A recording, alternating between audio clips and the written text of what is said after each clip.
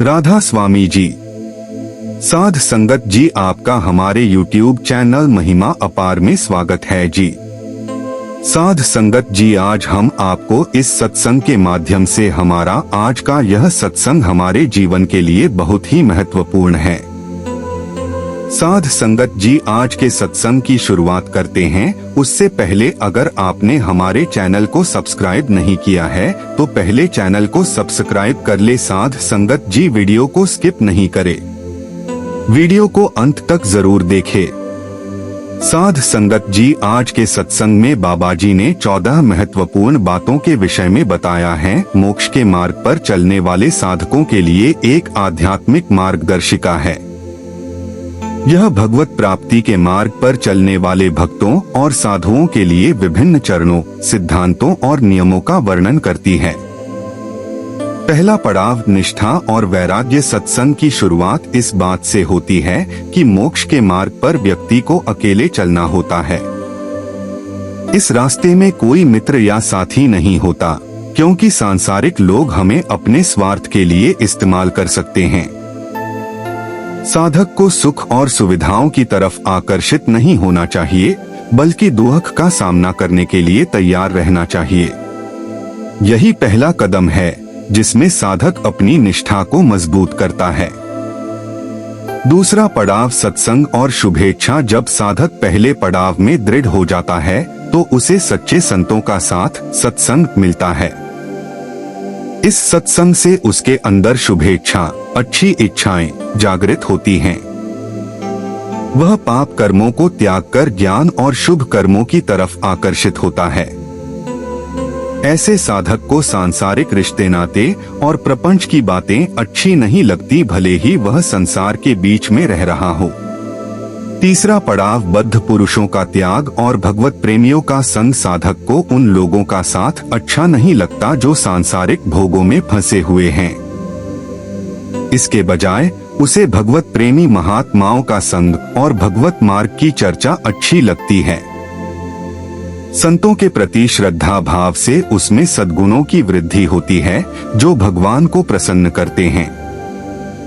चौथा पड़ाव संसार से वैराग्य और भगवत कृपा। इस अवस्था में साधक का मन पूरी तरह से सांसारिक प्रपंचों से हट जाता है।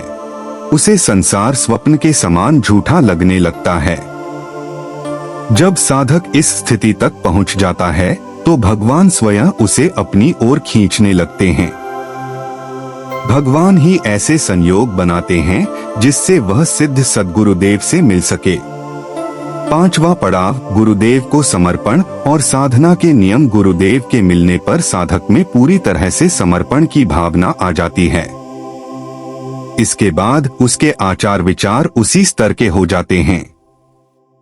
स्क्रिप्ट में कुछ महत्वपूर्ण नियम बताए गए हैं। इष्ट देव में परम आसक्ति। साधक का अपने इष्ट देव जैसे पांडुरंग के प्रति गहरा प्रेम और आसक्ति हो जाती है। इष्ट ग्रंथ में परम आसक्ति। अपने संप्रदाय के इष्ट ग्रंथ जैसे श्रीमद् भागवत या श्रीमद् भगवद गीता के प्रति अत्यधिक लगाव हो जाता है, जिससे वह ग्रंथ कंठस्थ हो जाता है। अभेद भक्ति। यह भक्ति द्वैत से परे है, जिसमें भक्त भगवान से कोई भेद नहीं मानता। यह मोक्ष से भी ऊपर की स्थिति है। मुख्य साधनाएं गुरु द्वारा दिए गए नाम कीर्तन और गुण कीर्तन। भगवान की लीलाओं का श्रवण और गायन का पालन करना। गुरु मंत्र का जप। गुरु ने जो मंत्र दिया है केवल उसी का जप करना चाहिए। छठा और सातवां पड़ाव भक्तों का स्मरण और गुरु में निष्ठा। साधक को अपने मार्ग के महापुरुषों जैसे तुकाराम, ज्ञानदेव के चरित्र और नामों का स्मरण करना चाहिए। इससे उसे बल और प्रेरणा मिलती है। इसके अलावा उसे अपने आदि गुरु के प्रति भी पूर्ण निष्ठा रखनी चाहिए। आठवां पड़ाव महापुरुषों और तीर्थों का स्मरण। साधक को अपने मुख्य संतों और महंतों का स्मरण करना चाहिए। ऐसा करने से उनके भजन का छठा हिस्सा साधक के हृदय में जागृत हो जाता है। इसके अलावा उसे अपने इष्ट देव से संबंधित तीर्थ स्थलों की यात्रा करनी चाहिए। 13वां पड़ाव वर्जित आचरण, त्यागने योग्य बातें। भक्त को कुछ बातों का पूरी तरह से त्याग करना चाहिए। परस्त्री से काम भाव, किसी भी पराई स्त्री के प्रति काम भाव, स्पर्श या चिंतन का त्याग। छलकपट और लोभ, दिखावा करके या पाखंड से दूसरों का धन लेने की इच्छा का त्याग। निंदा पर निंदा न करनी है और न ही सुननी है। निषिद्ध भोजन, मांसाहार, मदिरा, प्याज, लहसुन आदि तामसिक भोजन का त्याग। हिंसा, मन, वचन और कर्म से किसी की भी हिंसा नहीं करनी चाहिए। अंतिम पड़ाव परोपकार और भगवत भाव। वैष्णव का परम स्वभाव परोपकार करना है, यानी दूसरों को सुख पहुंचाना। उसे हर प्राणी में भगवान का ही स्वरूप देखना चाहिए।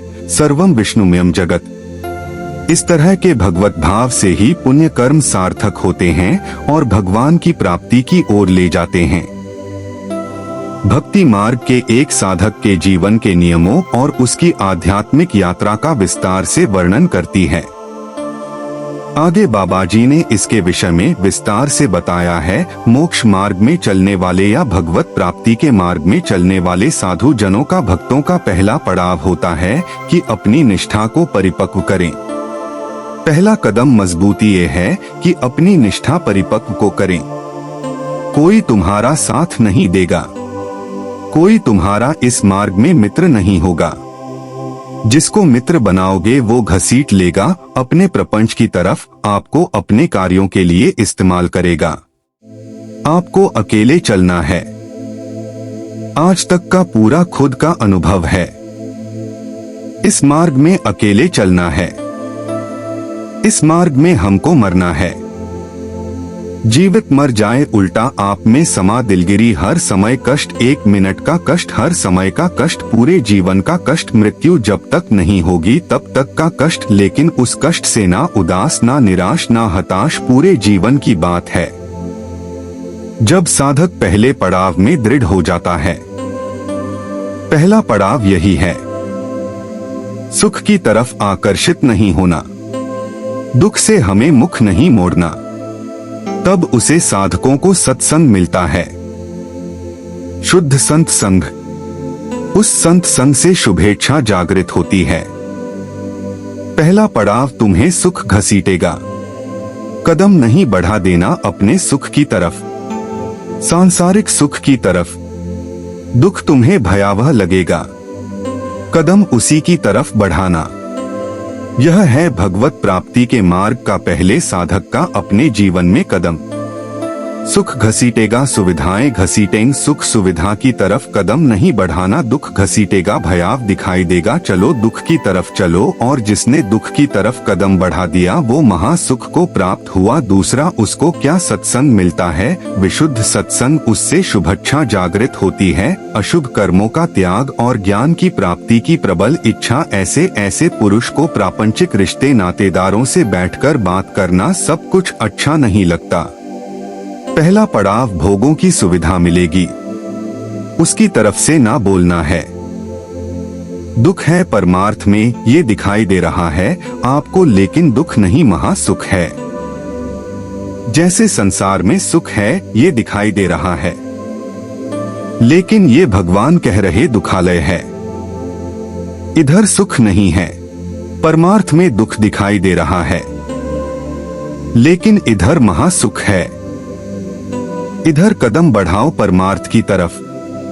दूसरा, जो ही कदम बढ़ाओगे तो सच्चे संतों का संग मिल जाएगा, पहचान शुभेच्छा जागृत हो जाएगी। पाप आचरणों का त्याग और शुभ कर्मों की अंदर प्रबल इच्छा जागृत होगी। तीसरा, उसे बद्ध पुरुषों का संग अच्छा नहीं लगेगा। ये रिश्तेदार, नातेदार, सांसारिक भोगों में फंसे हुए लोग, ये अच्छा नहीं लगेगा। भले वो संसार के बीच में रह रहा है, लेकिन उनको इनसे प्रपंच की बातें करना, संसार के लोगों की रिश्ते नाते की बातें, ये अच्छा नहीं लगता। आंतरिक जब मन का आकर्षण भोगों की तरफ होता है, उस भोगों से मन को जलाते हुए परमार्थ की तरफ चलना है। क्या जाने संसारी पुरुष इनको तो जब जो इच्छा हुई सो भोग लिया, ये क्या जाने चढ़ाई को ये तो खिसकते हुए गए नरक की तरफ। और वो जब साधक संभल कर चलता है तब इनको लगता है नहीं परमार्थ में इतनी ऊंचाई पर नहीं, भ्रष्ट करने के लिए वो उपदेश देते हैं। तो बद्ध पुरुषों का संग ऐसे साधकों को अच्छा नहीं लगता, उसको अच्छा लगता है भगवत प्रेमी महात्माओं का संग, भगवत मार्ग की चर्चा करने वाले। कैसे हम माया पर विजय प्राप्त करें, कैसे भगवान से अनुराग प्राप्त करें, संतों का संग अच्छा लगने लगता है। और उसमें संतों के प्रति जो भाव आया उससे सद्गुणों की वृत्ति बढ़ने लगती है। सद्गुण जो भगवान को प्रसन्न करे, सद्गुण जो भगवान की प्रीति प्रदान करें। प्रपंच से पूरा मन हट जाता है उस साधक का। चौथी स्थिति आई, प्रपंच से पूरा मन हट जाता है, बिल्कुल अच्छा नहीं लगता। जैसे स्वप्न झूठा ऐसे संसार झूठा दिखाई देने लगता है। उमा कहूँ मैं अनुभव अपना, सत हरि भजन जगत सब सपना। तब उसका हृदय बहुत ध्यान देने योग्य है। भगवान अपनी तरफ घसीटने लगते हैं। इतनी स्थिति के बाद ये संयोग वही बनाते हैं। श्री तुकाराम जी कहते हैं, फिरित ऐसा घसीटते हैं, देव वसे जाचे चित त्याची घड़ामी संगति। ऐसा चित्त घसीटा कि अब तड़प हट प्रकट हो गई, व्याकुलता प्रकट हो गई, ज्ञान की चाह की। फिर भगवान सिद्ध सद्गुरु देव की समर्पण वृत्ति करवाते हैं। इसके बाद, इतने के बाद सिद्ध सद्गुरु देव की समर्पण वृत्ति कराते हैं। और जहां सिद्ध सद्गुरु देव की समर्पण वृत्ति हुई, उसके आचार विचार चिंतन सब उसी कोटि होने लगे। महापुरुषों का प्रभाव होता है। बहुत कम समय में जो हजारों वर्ष की साधना से नहीं होता, कम समय में परिवर्तन प्रारंभ होना शुरू हो जाता है। उसमें वो सब सामर्थ आने लगता है, वो सद्गुण आने लगते हैं जिससे वो प्रभु को रिझा सके। श्री तुकाराम जी कहते हैं, फिर ऐसे जब महापुरुष का संग लाभ हुआ तो अवलंब दृढ़ हो गया, शरणागति पुष्ट हो गई, आत्मसमर्पण पुष्ट हो गया। उसके अंदर यह बातें आने लगी। उपास्य जो संप्रदाय अनुसार इष्ट देव प्राप्त हुए, उन इष्ट देव में सर्वभाव श्री पंढरपुर निवासी पांडुरंगा में पूर्ण आसक्ति। ऐसे ध्यान मुख नाम मेरो प्यारो सर्वोपर सबको ठाकुर सब सुखद हमारो प्यारो मेरो प्यारो। अपने उपास देव में जब सद्गुरुदेव की प्राप्ति हुई तो ऐसे आसक्त हो गया, हटाए नहीं हट सकता प्राण प्यारे एकदम वो हृदय का विषय। दूसरा, अपने आचार्य की वाणी में अपने इष्ट का जो जस गाया गया है, जैसे श्री तुकाराम जी कह रहे हैं, श्रीमद् भागवत वत और श्रीमद् भगवत गीता, क्योंकि विट्ठल भगवान श्री कृष्ण तो श्रीमद् भागवत और श्रीमद् भगवत गीता प्राणों से भी अधिक प्यारी। ऐसे श्रीमद् चतुरासी जी श्रीमद् राधा सुधा प्राण से भी अधिक प्यारी। सिद्ध सद्गुरु देव के मिलने पर इष्ट देव में परम आसक्ति और इष्ट ग्रंथ में परम आसक्ति। चतुरासी जी तो ऐसे हो जानी चाहिए जैसे कक्षा 1 2 3 4 में कह मात्रा पहाड़ा याद हो जाता है ना, ऐसे याद हो जानी चाहिए। चतुरासी जी इष्ट ग्रंथ कंठ में विराजमान हो जाना चाहिए। तीसरा, ये अभेद भक्ति है। जैसे लोगों को, ज्ञानी जनों को ये बात बनी रहती है कि भक्ति करने वाले भेद भाव से युक्त रहते हैं। श्री तुकाराम जी कह रहे हैं, ये अभेद भक्ति है। यह द्वैत से आगे अद्वैत और अद्वैत पद में स्थित मोक्ष सुख के भी त्यागी यह भक्त जन होते हैं। बड़ी ऊंची स्थिति होती है प्रेम की। अद्वैत सिद्धांत के आगे कौशल पूर्वक ये अभेद सिद्ध स्थिति प्राप्त होती है। इसी को प्रेम कहते हैं। इस प्रेम में द्वैत रहता ही नहीं है।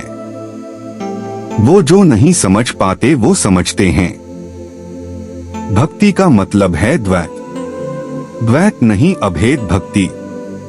अद्वैत भक्ति मोक्ष के परे की भक्ति और अभेद को सिद्ध करके प्रेम में स्थित हो जाना। अभेद के भेद किया निज अंग पावे सारा जग प्रेम सुख ये अभंग श्री तुकाराम जी का भक्ति की ऐसी पराकाष्ठा जिसमें एक ब्रह्मा द्वितीय नास्तिक का अनुभव करके आगे बढ़ जाना ये ज्ञान से भी श्रेष्ठ है। हरि विट्ठल की प्रेम लक्षणा भक्ति वही ज्ञान एक विट्ठल ही जान द्वैत भा से नहीं, यह द्वैताद्वैत, द्वैत से अद्वैत और अद्वैत से फिर प्रेम की स्थिति। चौथा मुख्य साधना गुरुदेव के द्वारा जो बताई हुई पद्धति है उसमें विशेष रूप से दो बातों की विशेषता, एक तो नाम कीर्तन की विशेषता और एक गुण कीर्तन की विशेषता। भगवान की लीला कथाओं का श्रवण कथन और नाम कीर्तन ये दो प्रेम लक्षणा भक्ति के लिए विशेष साधन है और गुरु कृपा से दोनों खूब जोर से चलते हैं। अखंड नाम कीर्तन चलता है और वाणी लीलाओं का गायन चलता रहता है। पांचवा वही जपना जो गुरुदेव ने दिया है, अपने मन के नहीं। मन कभी कभी यह साधक के हृदय में विडंबना पैदा कर देता है कि गुरु जी ने कहा है सो तो ठीक है, लेकिन हमारा मन तो पहले से लगा है, हम यही जपेंगे। ऐसा नहीं, यहाँ आदेश कर रहे बाबा जी पांचवें सूत्र में कि मुख्य मंत्र है जो गुरुदेव ने दिया है, श्री के अनंत नाम है, सभी सामर्थ्यशाली है, पर जो हमें गुरुदेव ने नाम दिया है, मंत्र दिया, उसी में हमें आसक्ति करनी है और भगवान के शास्त्र नामों का कीर्तन करना चाहिए।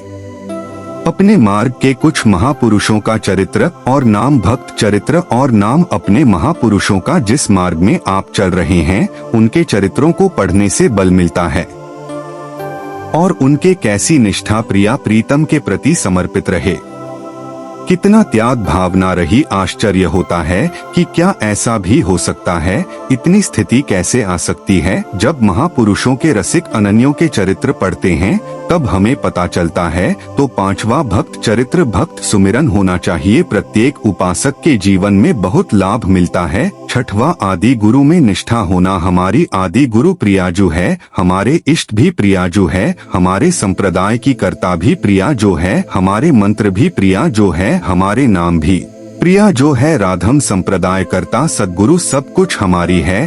कितना हमें सौभाग्य मिला कि हमारा सब कुछ बाबा जी है। गुरु ऐसे आचार्य को कहते हैं, तो आचार्य भी सजनी श्री किशोरी जी के स्वरूप ही है। और आठवां मुख्य जो हमारे उपासना मार्ग में बड़े जन हुए हैं उनका स्मरण करना, जैसे श्री तुकाराम जी, ज्ञानदेव, सोपान बाई, सोपान देव, मुक्ताबाई, एकनाथ, नामदेव, तुकाराम जी जो कह रहे हैं कि ऐसे महापुरुष हैं, हम उनकी बार बार स्मृति करें तो हमको अपने आचार्य, अपने गुरुदेव, अपने इष्ट देव के प्रति बड़ी प्रियता प्राप्त होती है। ये भक्तों का सुमिरन करना बहुत, इसमें भक्ति में पुलाई नहीं रह जाती।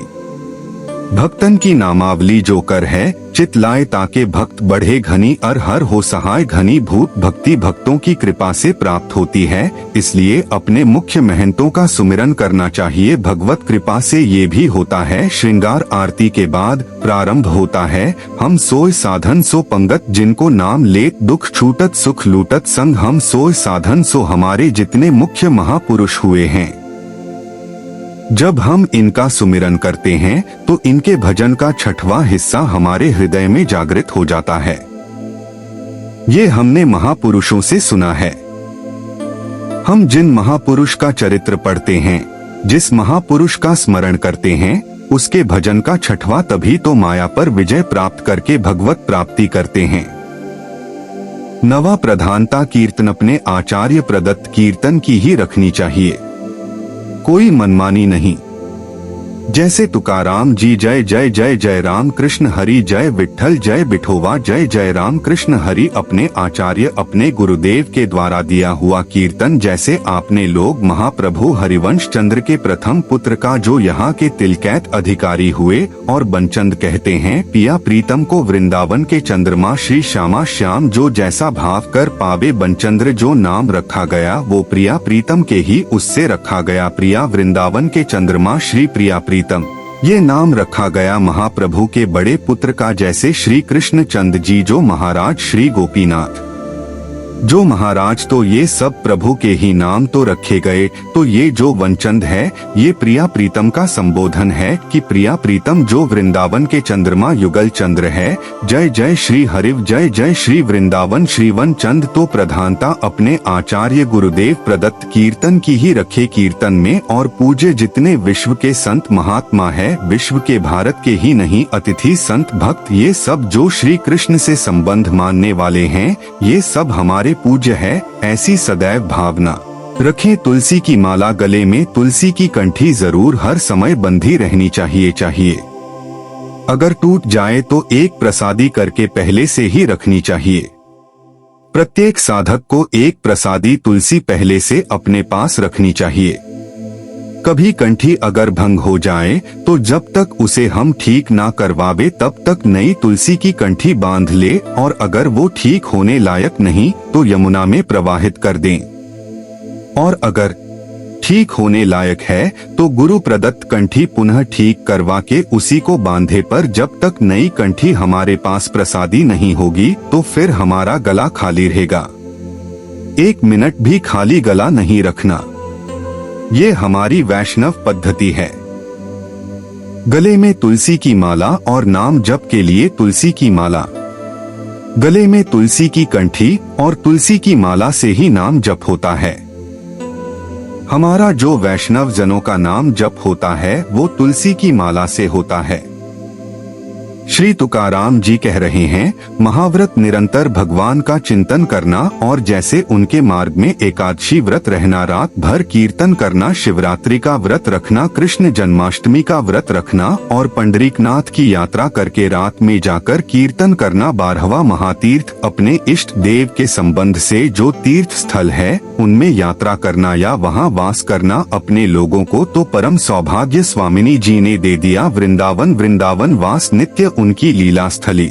यही लीला कर रहे हैं महाश्री तुकाराम जी अपने क्षेत्र में कह रहे हैं। जैसे पंढरपुर, त्र्यंबकेश्वर, आलिंदी, पैठण, सासवड़, चंद्रभागा और महान संतों के स्थान गंगा, गोदा, यमुना तीर्थ, काशी, द्वारिका, जगन्नाथ, इन सब की यात्रा करना वैष्णव जनों का अपने लोगों की अनन्य निष्ठा। व्रत 84 को श्री धाम वृंदावन, बस ये अनन्य निष्ठा है। 13वां वर्ज, ये बातें कभी नहीं होनी चाहिए। वैष्णव में पराई स्त्री का काम भाव से स्पर्श, संयोग, दृष्टि, चिंतन, संभाषण पूर्ण रूप से त्याग होना चाहिए। पराई स्त्री की वैष्णव जन गृहस्थ भी होते हैं, वैष्णव जन विरक्त भी होते हैं। तो जो गृहस्थ है वह अपनी स्त्री में धर्मानुकूल और जो विरक्त है भगवत भाव से पहला वर्ज पर स्त्री के प्रति दोष दर्शन पर स्त्री के प्रति भोग वृत्ति की भावना बिल्कुल त्याग दे, नहीं भगवत मार्ग में आगे नहीं बढ़ पाएगा। दूसरा, छल कपट आदि करके दूसरे का ध्यान अपहरण करने की बात रखना कभी नहीं होना चाहिए। दिखावा करके, दंभ करके, पाखंड करके किसी भी तरह से दूसरे से धनने की इच्छा रखना, फिर आप वैष्णव पद्धति में फिसल जाएंगे, आगे नहीं बढ़ पाएंगे। तीसरा, किसी की भी निंदा करना नहीं करना है, पर निंदा बिल्कुल ना सुननी है ना करनी है। अगर वैष्णव धर्म में स्थित रहना है, परमानंद प्राप्त करना है, पहला नियम किसी भी माता बहन के प्रति काम भाव नहीं। दूसरा नियम, किसी के भी धन को किसी भी तरह से ठगाई ना करें। तीसरा, पर निंदा ना सुने, ना पर निंदा करें। चौथा, जो संतों ने भोजन निषेध किया वो नहीं करना चाहिए। मांस, मध्य, मछली, अंडा और जैसे प्याज लहसुन इनको त्याग। प्याज लहसुन तमोगुणी है, तमोगुणी होने के कारण इसका त्याग किया गया है। वो अंदर से भजन की वृत्ति क्षीण करता है, तुम जान नहीं पाओगे। इसीलिए संतों ने अनुभव करके इसका त्याग किया। प्याज लहसुन निषेध है केवल तमोगुण के कारण, वो तमोगुण की वृत्ति बढ़ाता है।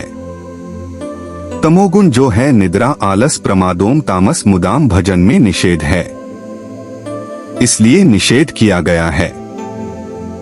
और मध्य, मानस, मछली, अंडा ये तो बिल्कुल निषेध किया गया। अगर इनकी तरफ या भक्त होकर जरा भी ऐसी दृष्टि रखता है तो पाखंडी है। वो भक्त नहीं है जो ऐसे जीवों को कष्ट देकर अपना उदर पोषण करना चाहे। 5वां वर्ज में मन से, वाणी से, शरीर से किसी की हिंसा ना करें। यह काया वाचा मानसा अगर किसी को दुख देता है तो भगवत मार्ग में नहीं चल पाएगा। इसलिए भगवत मार्ग पुष्ट करने के लिए स्वयं कष्ट सहित दूसरों को कष्ट ना दे। आचरण, जो अपने धर्म के आचरण उन्हीं का पालन करें। जो हमारे गुरुदेव ने, हमारे आचार्य ने हमारा दिनचर्या बना दी, जो हमारा नियम बना दिया, हमको उसी के अनुसार चलना है। अपने आचार्य प्रदत्त धर्म में स्थित रहने में कभी संकोच ना करें। दूसरा क्या करता है हमें नहीं देखना। हमारे आचार्य ने जो हमें आदेश किया, हमको उसी मार्ग में चलना है। जो विधि निषेध किया गया उसका पालन करें।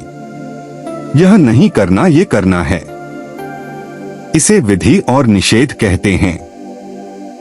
विधि कहते हैं ये करना है, निषेध नहीं करना है। जो कहा गया है वैसे ही चले।